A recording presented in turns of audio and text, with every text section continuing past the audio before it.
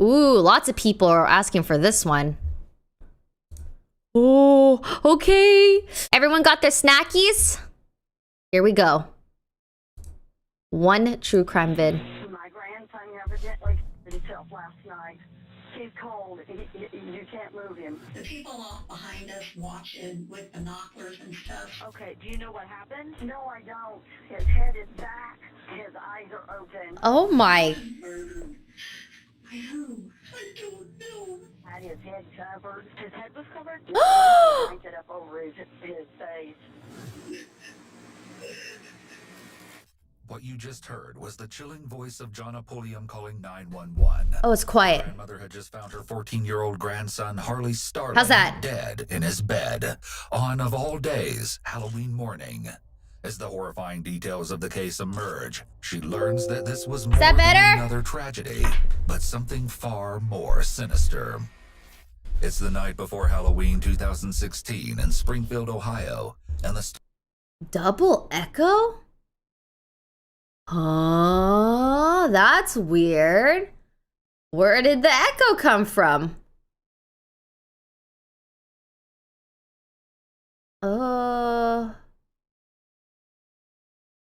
Wait, this message says, I've tried so hard to stay true to myself and not simp for Valkyrae, but now she's watching my favorite type of videos and playing my favorite video game. Fuck you. Oh, God. What do you mean? Chill. Oh, of course it's Ohio. Oh, no. Wait, okay. The double echo is coming from here, right? I'm going to play it again. Let me know if it's still going. Starlings are safe at home marathoning a parade of horror movies, such as The Eye and Paranormal Activity. In the room are the Starling brothers, including 16-year-old Nicholas Starling and 14-year-old Harley Starling, along with their grandmother, Jonna, Sounds and her fine? boyfriend, Victorino. Okay. When the movie marathon is over, the family turns... What? It's coming from the video, which is weird because I don't hear an echo. Oh, I know what it is. Okay, so my headset is so loud. Dude, I need a new PC so bad. Everything is falling apart. My headset is so loud you can hear it through my headset, I think, because I can't, if I have the volume loud enough for you guys to hear it, it's too loud for me. Okay, hold on. I think I can fix this. I can fix this. The mic is catching it. Yeah, that's what's happening right now. Okay, hold on. I can fix this. I can fix this. I can fix this. I can fix this. Psst. All I have to do is go here. Oop. All I have to do is pick like a different thingy. Hold on. ...in for the night. But when Jonna wakes Okay, you up guys the can hear following- that, but I can't hear it. Wait, robot voice? Me? What? morning, she finds How's Harley's this? door locked and the boy unresponsive. This is She good. calls for him to wake up and unlocks the door, only to find the boy's body is blue and cold to the touch. Were there any weapons around or anything? I don't know if he was playing Let's with go! fake blood or what, this stuff. Oh wow, that's all I had to There's, do. like, Now I the can fake hear blood normally. stuff all over his arm and up around his shoulder. And you said his eyes are open too? Yes. I shook him because I was trying to wake him up. Oh, His dad God. died 2 years ago. Okay. Are there any guns in the house that you know of? Yes, but he can't get to them. Okay.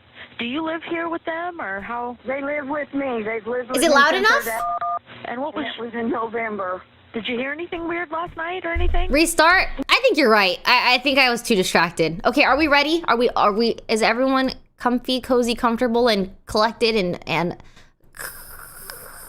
colorful? Creative, catastrophically cool. My grandson evidently hurt himself last night. He's cold. No You can't move pauses. him. The Unless... people off behind us watching with binoculars and stuff. Okay. Do you know what happened? No, I don't. His head is back. His eyes are open. He was murdered. By who? I don't know. Had his head covered. His head was covered? Yeah, he had the blanket up over his face. What is happening? What you just heard was the chilling voice of Jonna Pulliam calling 911. The grandmother had just found her 14-year-old grandson, Harley Starling, dead in his bed on, of all days, Halloween morning. As the horrifying details of the case emerge, she learns that this was more than another tragedy, but something far more sinister. It's the night before Halloween 2016 in Springfield, Ohio, and the Starlings are safe at home. Dude, what marathoning happens a in parade of horror Ohio? movies such as The Eye and Paranormal Activity. In the room are the Starling brothers, including 16-year-old Nicholas Starling and 14-year-old Harley Starling, along with their grandmother Jonna and her boyfriend Victorino.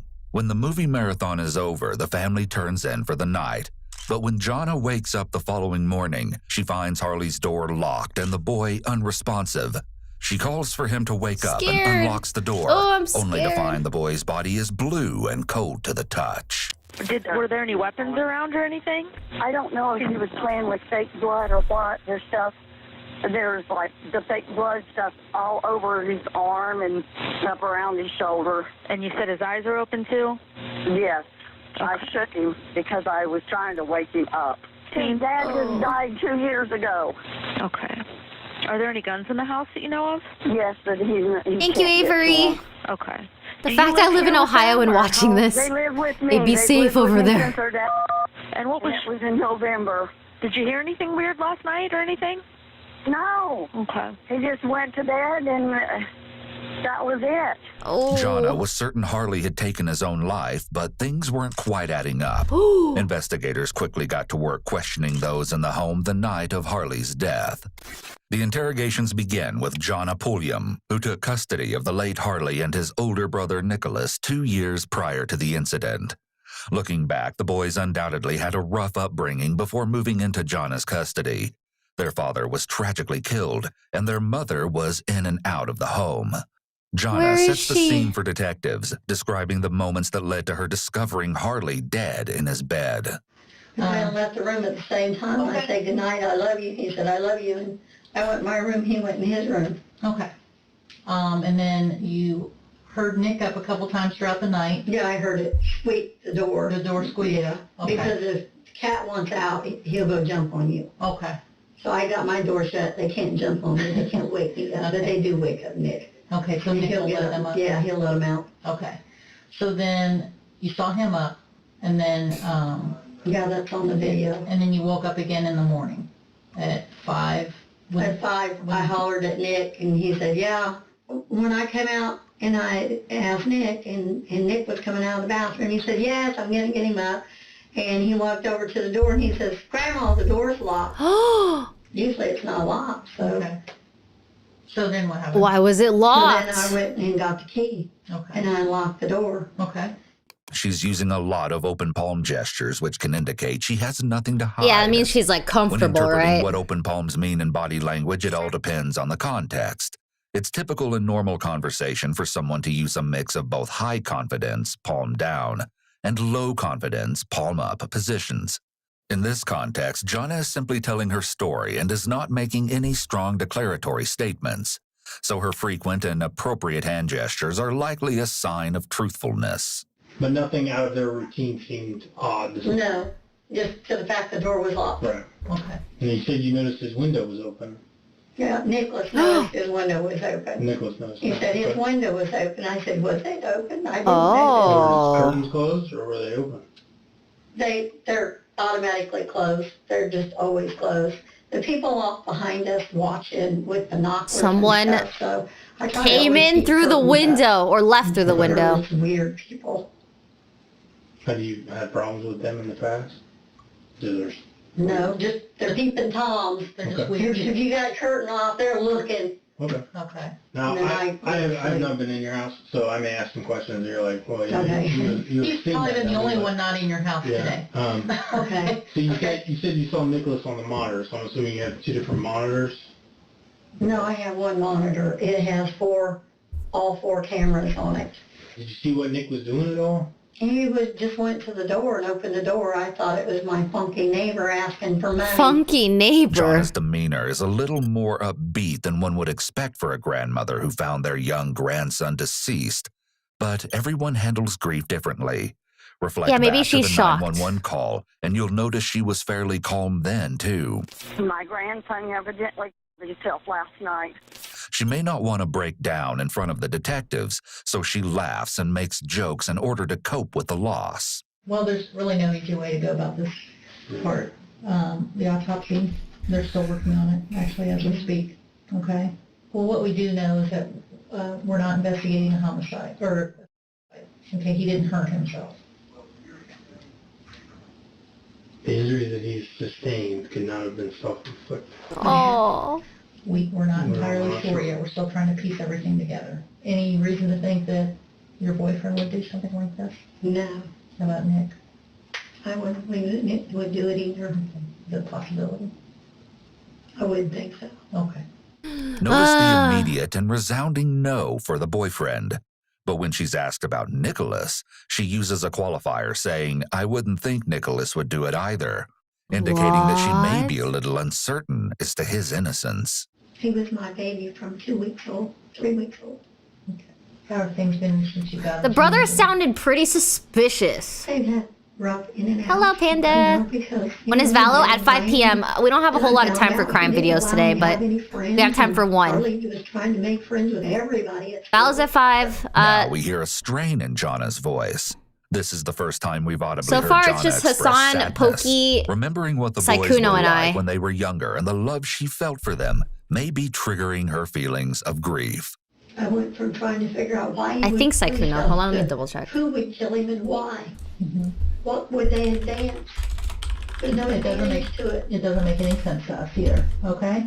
So that's why we're trying to figure out what the hell happened, because we don't know. Her grief may be compounded now by feelings of stress or guilt that someone inside the home may have killed Harley. She may be wondering what signs she missed, or if she could have done anything differently to prevent this tragedy. As Jana's heartbreaking confusion echoes, investigators turn their attention to Harley's older brother, Nicholas. Hi, Nick. How are you? You doing all right? You doing okay? Not really senseless. Well, I understand that. So. Immediately, Nicholas clasps his hands under the table. Interlacing Guilty. your fingers can be a common way to ease feelings of anxiety or stress. The gesture is an example of an adapter, or a method individuals use to comfort themselves. It's comforting because it subconsciously restores a sense of control in what could otherwise be a totally out-of-control situation. And this situation certainly fits the bill. Okay, so when you went to bed, was anybody else still up? Well, as far as I can tell, everyone was going to sleep. Okay. Well, then about 11:30, Mm-hmm. I gone and got the dogs, took them out. And then later, Sorry, I have to pause. Let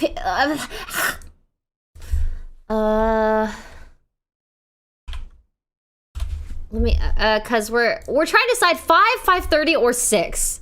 Half the group wants 5, half the group wants 6, so I'm trying to say 5:30. All right, sorry, hold on.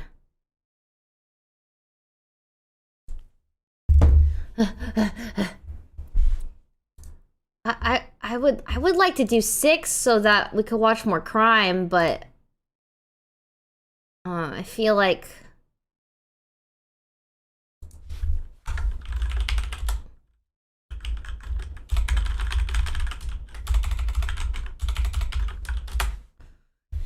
okay. I I will keep you guys got updated. back up because I didn't sleep until I got the dogs back in. Okay. After I woke up. Okay, do you leave your door open or closed?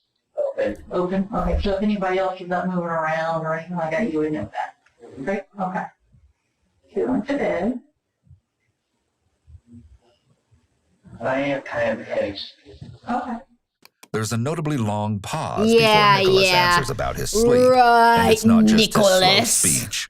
Throughout the interview so far, Nicholas is presented Right. as someone much younger than he actually is. In one instance, he provided unnecessary and excessive detail given the question asked, indicating that he might have trouble understanding the intended meaning of simple questions. And you have two, they're pretty big dogs, aren't they?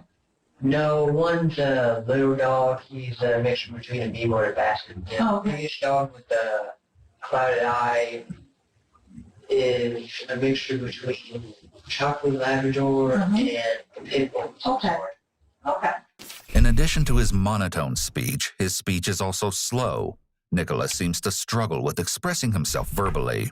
This may explain his slower delivery, as he could need time to think about what he wants to say, or he may struggle to find the right words. All of these characteristics are typical of individuals with autism spectrum disorder, ASD. We can't make any conclusions about Nicholas's diagnosis based on an interrogation tape, but he True. displays some behaviors that align with this diagnosis. I've gone to their boxes, opened their cages, walked to my grandma's store. Okay. So through grandma's store. Gone to her room, opened the back door, let him out, Okay. closed it. It's important to note that most individuals with autism spectrum disorder do not commit acts of violence and murder. According to research, it's the presence of other conditions, co-occurring disorders, such as personality disorders, mood disorders, or psychosis, that can contribute to a greater risk of violence among individuals with ASD. And then what's the next thing you remember?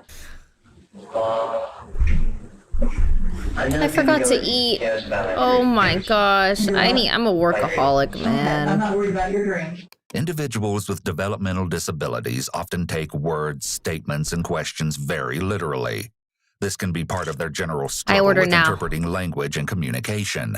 Even though no one asked him, Nicholas wanted All to I make had it today clear was that he avocado doesn't want to toast go after into the gym. details about his dreams. But one thing Nicholas hasn't made clear that his grandmother Jonna did is her genuine interest in what actually happened to Harley. She asked detectives for answers again and again. I went from trying to figure out why he would kill himself to True.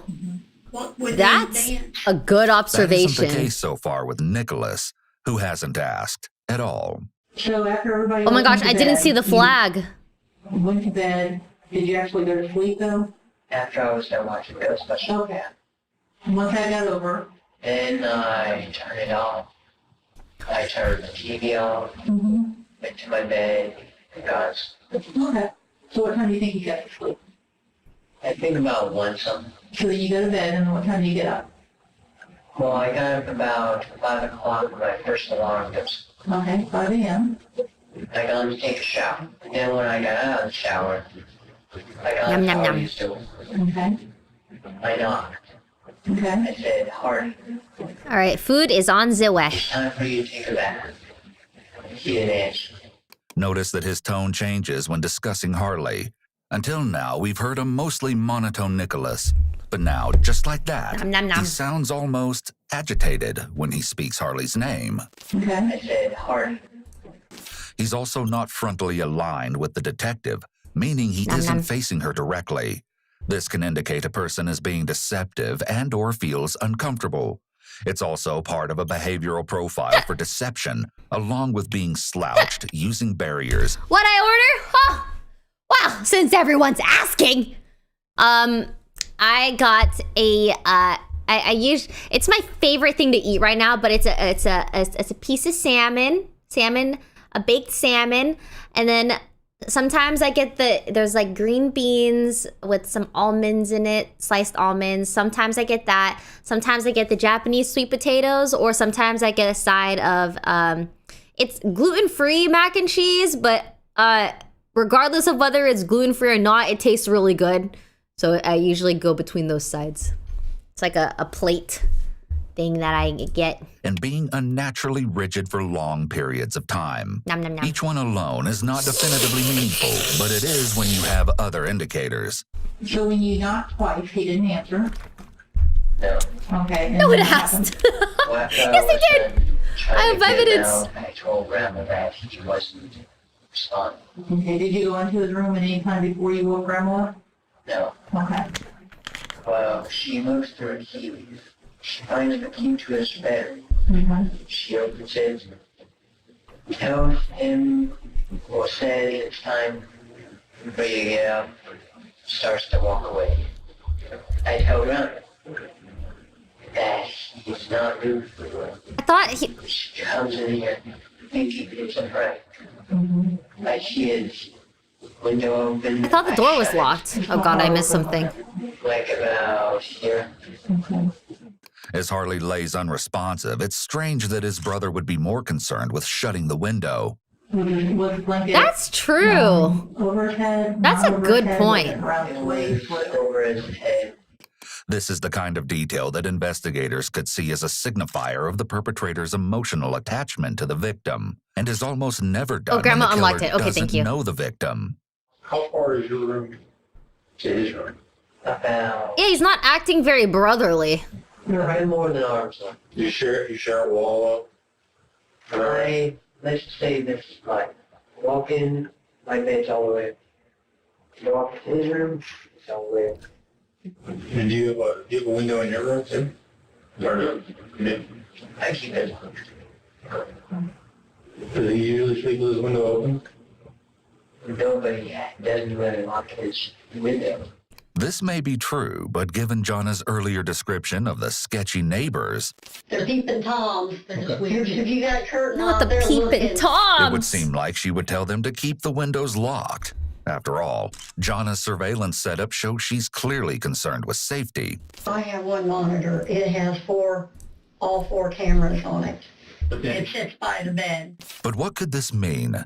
Well, for one, Nicholas is not so covertly trying to convey to the detectives a theory that an intruder came through Harley's window and killed him. It's also possible that this is another example of his difficulty understanding language and communicating. So I guess we're asking permission if we could go into your room. We're not looking for anything that may embarrass you, or that's not what we're looking for. We're looking for anything that would be connected to this. And if we don't see anything, then we wouldn't take anything. Okay? Is that okay? Okay.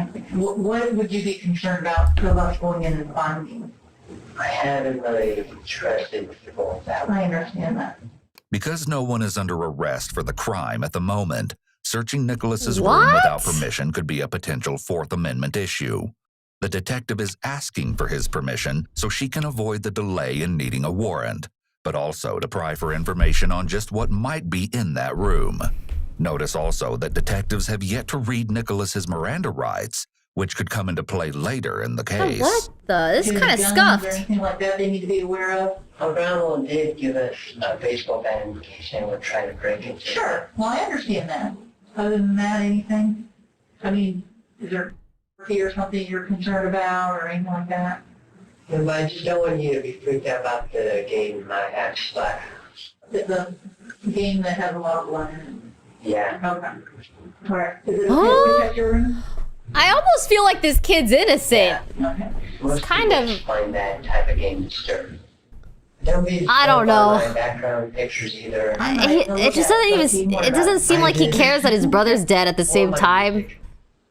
Yeah, these officers were on the Or maybe I don't know, bro. Anything they find evidence for evaluate. Okay, so that means that they find something specific. he just that kind of would seems like unaware. be, would have been used in your brother's death or something like anything like that they'll find in there. What? What? Just the bats. Okay. I know I forgot. The thing that the What? pants I wore for Did trick or treating. did the bats cause your brother's death? No. Okay. Well then, why was No. okay? Okay. Because I didn't hear anyone break my window to get it. Okay. Well, that would make sense. Okay. Non-committal answers like, as far as I know, or to the best of my knowledge, can be cues that someone is not being truthful. It's less stressful for a deceptive person to give vague responses rather than flat-out lies. The detectives likely already know by the body and crime scene photos if a bat was used in this crime, or at the very least can tell if the victim was hit with a blunt force instrument. On Saturday night, I wore these pants and I got fake blood. Okay. That's easy to test. That's not a big deal. I kind of got mad and just threw it away. Okay. He could be getting sweaty palms as he rubs his hands Yeah, he on his seems a little knees nervous while discussing now. his bloody clothing. The same blood he claimed was fake blood. Where are those at? The long pause he takes is another red flag. He seems to be trying to figure out how to answer this question, as the bloody clothes are likely hidden somewhere around the home. I think they're in the trash. Okay. Thank you, over that. Okay. Yes. I think you're right, chat. I think you might want to fix that home wall. Yeah, we had a guy that got kind of angry at us and he broke our wall. Also strange is Nicholas's concern with the hole in the wall. With the detectives gone, he actually takes a moment to walk across the room and inspect the wall up close, mesmerized by the flaw. Whoa. Given the circumstance, most people would be solely focused on the murder of their brother, to the point of possibly not noticing such a detail, or not caring enough to mention it. Bringing it up may be a way to alleviate his own feelings of anxiety, as it's a distraction from the intensity of the questioning. He likely feels very out of control in the police interrogation room, and identifying this flaw may give him a brief feeling of confidence. Meanwhile, in another room, detectives have allowed Jonna Pulliam and another family member to sit together and talk. He was murdered. By who? I don't know. I kind of figured he was murdered because Mom, nothing was making sense. They couldn't find a gun. They have to have a murder weapon. How could it be there? The fact that this conversation is allowed to happen means detectives have already cleared both of them as suspects. The detectives will also want to see if they can learn anything useful by recording them discussing the crime and the boys. Jonna is visibly distraught and shows a lot of emotion through her words, tone, and body language. In comparison, her relative appears less emotional and is looking at the situation logically, which is how some people handle stress. She may also be trying to stay strong for Jonna and offer her support. I told Nicholas we may be moving somewhere else because I don't know that I can take coming in there and seeing Harley every day. While this conversation continues, over in the other room, Nicholas is waiting for another round of interrogation. But he barely moves as he waits for the detectives to return after almost an entire hour, all the while showing what seems to be a complete lack of anxiety. But everything isn't always as it appears. So this is what, okay, so yeah, earlier in this video, they mentioned that the brother has signs of autism, but it wasn't confirmed. So that's why I'm having a really hard time deciphering if like he's like more guilty or not, because, you know, it almost seems like he's a bit emotionless, and that might be, you know, it might be like a sign, like maybe, you know what I mean? Like me, I can't, are you pausing? Well, I'm trying to figure things out, okay? You know, so I just don't know like all the tendencies of autism. So yeah, maybe that's why he's more calm. It also said earlier that people with autism are extremely unlikely to cause harm to others. So I'm confused. Now I feel like it's not him. I don't know. Sometimes what looks like a lack of empathy and indifference could be due to his inability to recognize, manage, and understand his own feelings because of his potential developmental disability. Hey, Nicholas. You remember me? I'm Detective Jordan. We spoke out there. Yeah. Did you guys trick or treat yesterday? Or on Saturday? Saturday was for the Interestingly, the detective is in a closed stance as well. You can see his arms in front of his body interlocked in a barrier position. Typically, detectives trying to push towards an honest confession would be in a very different body position, leaning forward with their elbows on their knees, like the other officer. Your brother, what was he like yesterday? Like he was alright. Was he? Okay. He wasn't looking down or frowning. We want to ask you some more questions, more in detail about some of the things that happened yesterday, okay? Okay. Before I do, I'm going to advise you of your rights, okay? All right.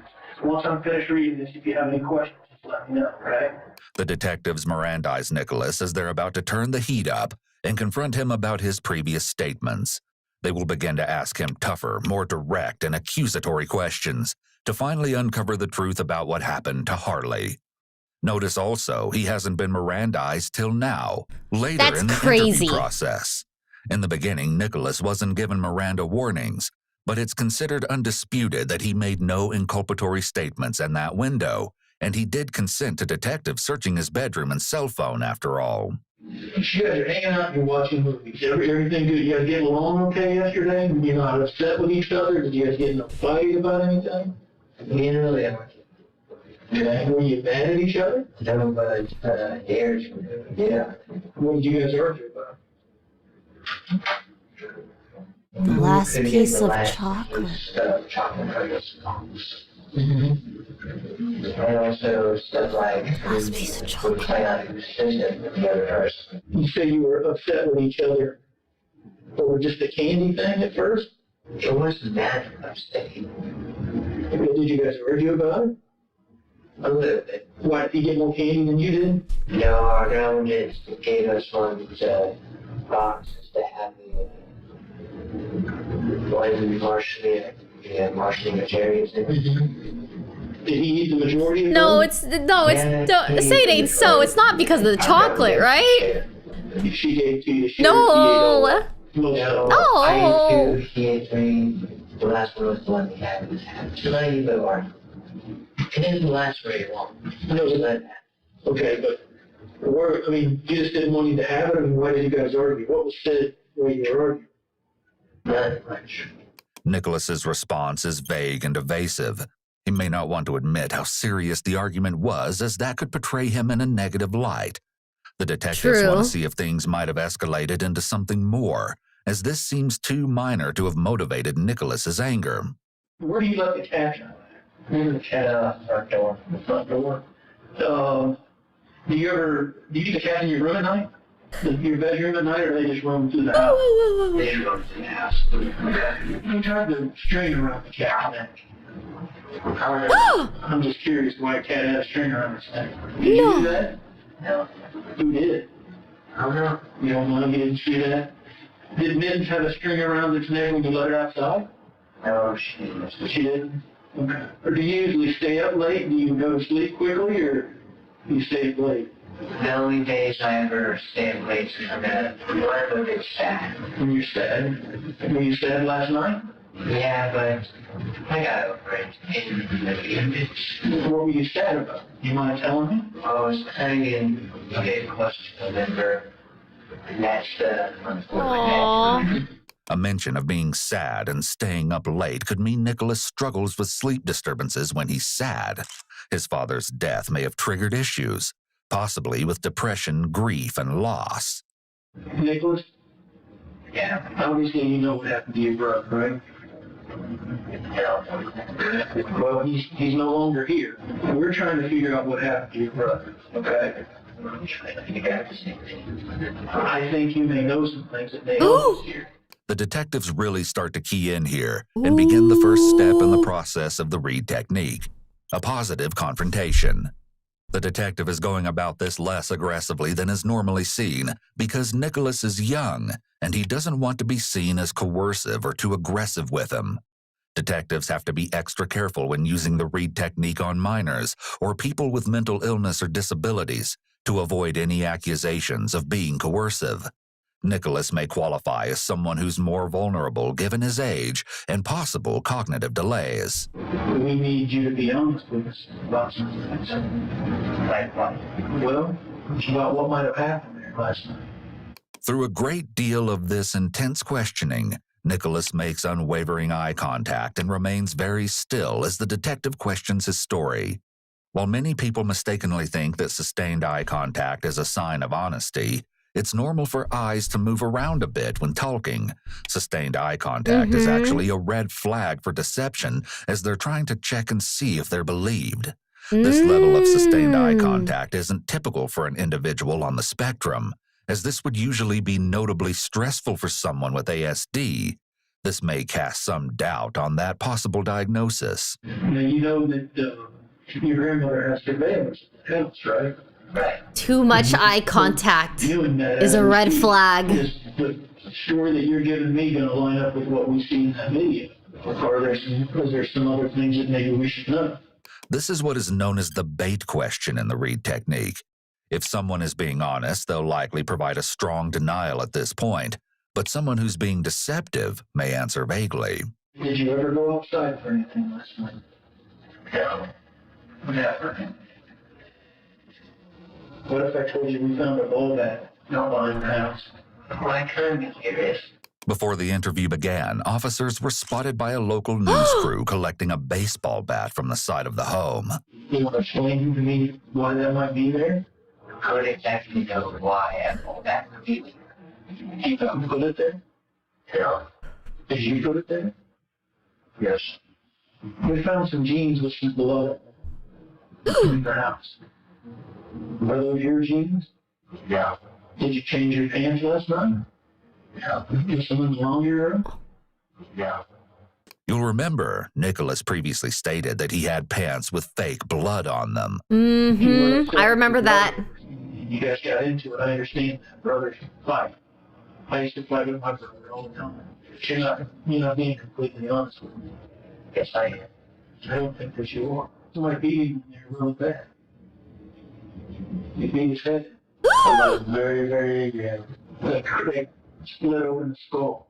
Wait, actually, Nicholas appears that's how to be he died? indifferent and doesn't show any visible distress at hearing that his brother's head was beat in. While it's possible that he has difficulty expressing feelings the way the average person would, this response can be seen as a red flag that he's trying to hide or control his reaction to this news. Kind of like what happens on that video game you were talking about earlier. How does that make you like what happened on the video? Awesome videos up. They use cinder blocks, all kinds of stuff. Just because I play a violent video game doesn't mean I'm a good person. Tell him. This is what is called a resume response. In this case, making a broad statement about his character instead of really answering the detective's question. Another red flag. Also, note that's a the red sudden flag? change in his tone. It's an unexpected twist that Nicholas starts asking the other detective questions about the video game, because until this point, Nicholas presents as naive, innocent, childlike, and compliant. Now, though, he's being rather bold as he challenges the detective's comments. Nicholas, I can tell you're not being honest. Everything There's so about many you and your flags. body language tells us that you're not being honest. You sure it doesn't match up. Okay? Hey, We just want to know the truth about what happened so we can solve this for your grandma and your family. Okay? because I burned my head. What? The cat mittens, was that it? That had the string around his neck? That's that because I found out she did some of this stuff under my desk like my games. He Just 10 minutes lied. earlier, Nicholas denied the incident with the cat. Who did that? I mean, you're not in trouble if you tie it. I'm just curious why a cat had a string around his neck. Did you do that? No. Liar. I don't know. But why confess? Why change directions now? Mm-hmm. It's possible Nicholas changed his story in the hopes this lie will explain why the detectives are sensing he's not being honest, and will somehow explain his inconsistencies. Did you choke Mitten with the string because you mad at it? That's for wrong. Animal abuse is obviously a huge red flag of serious conduct issues among children and teens. Sometimes if this behavior is recognized early enough and the child receives help, it can possibly prevent tragedy later on. It's also a possibility that Nicholas developed issues with anger and sadness after the death of his father, and then began displaying behaviors like cruelty to animals. But you No. understand that in watching that video, you're the only one moving around that house. Nobody else is there. This is what I think. You want to know my opinion? What? I think you went in there, you were pissed at him and you killed him, and then you went back and forth between the bathroom, cleaned yourself up and changed your clothes. Those bloody pants we found were yours. You were wearing them. That's got your brother's blood on them. Oh. I can find it.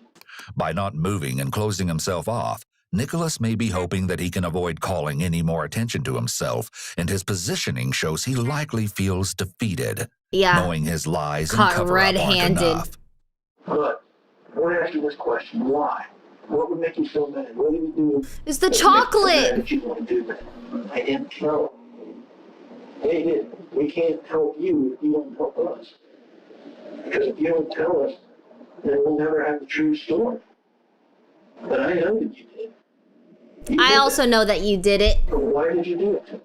Yeah, why? Yes, go, it's man. He confessed! He straight up confessed. Did you see that? It's because he always treats me like crap. How does he pick up? Possibly sitting in the steps. Correct. He went by him a few times. Scared. So did you hit him in the head while he was sleeping? Did he know you were coming? He was asleep, or was he awake? And you just took that back and hit him over the head? Alright. Yeah. How many times did you hit him in the head?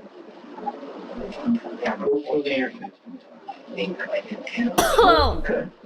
By admitting that Harley was asleep when he hit him with a bat, any possible self-defense claim is removed from the equation. Gone. Did you stab him with something in the neck? Well, that time then he started. Were you trying to help him die faster so he was suffering? I'm trying to make him be quiet. The detective offers Nicholas the justification that he might have stabbed Harley to put his brother out of his misery. This is another part of the Reed technique, gradually increasing the suspect's comfort while not unveiling what really happened. Sickening. How many times did you stab him? I think around 2 or 3 times. 2 or 3 times. But if you hit him in the head with that ball bat 14 or 15 times, yeah. And then you went outside, what'd you do with the bat? He just dropped there. Did you walk outside? Did you walk out your mom or your grandmother's bedroom and then sit over the fence, or did you close the front door? I got out his window. You climbed out his window? Was that why the window was open? Yes. Did you lock his bedroom door when you leave that open? Yes. And then did you go to your room and go to sleep, or have you slept at all? I got to sleep. Remember I was saying before how sometimes we all do things and we don't take time. He doesn't have empathy. Were you just that mad at him for some of the stuff he had done to you? You think that watching those video games convinced you to do something like that? Did it make you angry playing those games, listening to that music, and then, no? You were just mad at your brother. It's hard to imagine someone being able to sleep after committing such a gruesome crime against their own brother, whose dead body is also sitting in the adjacent room. That's crazy. But if Nicholas has no history of violence, it's likely that there was more going on aside from him being just mad. You were kind of upset you got in there? How long did you stand in there before you decided to grab the bat and hit him? About 6 minutes. Standing in there watching him? It's possible that Nicholas may have felt very powerful watching Harley lay defenseless in his bed. His confidence may have built up the longer he stood in his brother's room, realizing he had the power now, and Harley's life was in his hands. Premeditation and/or lying in wait is one of the elements that can be used to charge someone with first-degree murder. You did a lot of walking around there after your mom or your grandmother went to bed. You guys were told to go to bed, even before you let the dogs out. You're doing a lot of walking around there. What were you doing? Were you thinking about doing something then? Or just waiting for them to go to sleep? I was hurting him a little. How did you plan on hurting him a little? What were you going to do? I didn't know exactly what I was going to do. Well, I saw the bag, I As the confession develops, officers shift focus onto clarifying the whereabouts of all the weapons involved. Hey, we were trying to figure out the knife, okay? Because you told me that after you stabbed me, you went into the bathroom and you washed the knife off, right? Okay. So then you come back and you said after you cleaned it off, did you put it back in here, or did you go take it and put it directly into your bag? Yeah, he stabbed him 2 to 3 times after hitting him with a baseball bat 14 to 15 times. What they need. Okay, we're working on paperwork right now. Okay. You're going to be under arrest after this. We're going to take you over to the jail, give you fingerprints and photos, just like you can on TV, and then we're going to take you over to the juvenile hall. Now, just talk to your grandmother, or should we just talk to your grandmother and granny? They're not mad for her, okay? For a number of reasons right now. They want to see you. Are you okay with that? Yes. Well, it's completely up to you, okay? If you don't want to see them, we'll tell them that. If you want to see them, And we'll tell them that. You're okay with staying room? Okay. Okay. As he is once again fidgeting with his hands, likely an effort to reduce his feelings of stress, Nicholas may not have considered what his family was going through, as he has been so focused on himself.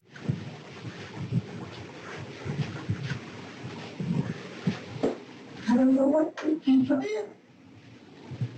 Oh, this is sad. I will do what I can.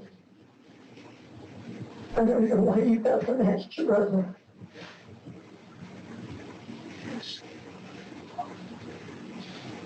You call me. So sad. Ugh. A somber and tragic scene unfolds as Nicholas gets the opportunity to see his family. It's likely the detectives are allowing Nicholas to see his family for his family's benefit, not necessarily for him. The police will try to accommodate the victims if they can, especially when they endured such a horrible tragedy.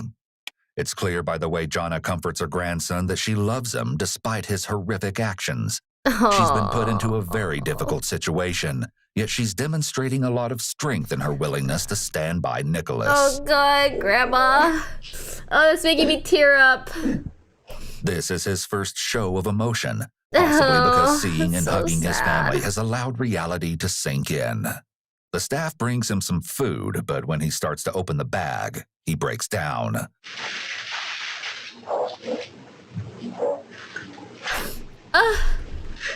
Oh, it's so sad. Oh God, what the fuck? Not only is reality sinking in, but now it seems it's crashing down on his shoulders. Oftentimes, murder suspects will break down emotionally when they're handed consequences, when they know they'll be suffering. In this case, Nicholas broke down emotionally at seeing his family, which is an indication that it's not the consequences he's upset about, but understanding the reality of what he's done and how it's affecting others. Oh. Still, the consequences would turn out to be severe. Severe consequences. At first, when Nicholas received charges of aggravated murder and tampering with evidence, he pleaded not guilty by reason of insanity. Defense lawyers also initially argued his case should be dismissed as a result of his young age. But ultimately, the case was moved from juvenile court to adult court. The judge made the move as a result of the severity of the crime. What? Prosecutors called the case the worst involving child-on-child crime they had ever seen. Although the Halloween candy mentioned in the interrogation tape seemed to be the core of the argument that sparked the chilling crime, police never did find a clear motive. At 17, Nicholas Starling changed his plea to guilty. He was convicted of killing his brother and was sentenced to 15 years to life in prison. This is a more recent look at Nicholas, years after his sentencing. He'll have to wait until 2031 for a chance at parole. But until then, he'll continue to live out his days behind bars at the Lebanon Correctional Institution in Lebanon, Ohio. Ohio. Oh, it's just sad because, like, I feel like he is definitely on, like, the spectrum, right? And I feel like he didn't maybe understand the severity of what he's done. It's so sad. I feel like he just didn't understand. He probably was being severely bullied and reacted. And also the lack of, like, empathy is insane. I just feel so bad for the grandma. That was crazy. Awful, awful, awful.